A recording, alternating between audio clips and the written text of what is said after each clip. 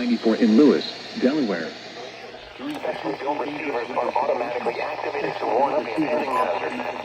Tests of the signal are normally conducted by the National Weather Service in Mount Holly, New Jersey, every Wednesday between 11 a.m. and noon.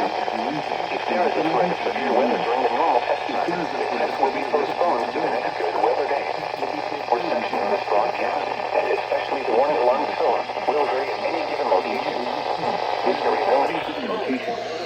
This variability, normally more noticeable at greater distances from the transmitter, can occur even though you are using a good quality. The warning alarm tone will be activated for hazardous weather watches and warnings. Activated for hazardous weather watches and warnings for the following counties and marine areas near Lewis, Delaware, Including the Atlantic coastal waters from Manasquan Inlet. in Maryland, Caroline, Dorchester, Wicomico, and Worcester. And on the marine, the coastal waters from National Weather Radio, all hazards. Station KHB38 in Atlantic City, New Jersey. Thank you for listening to NOAA Weather Radio, all hazards.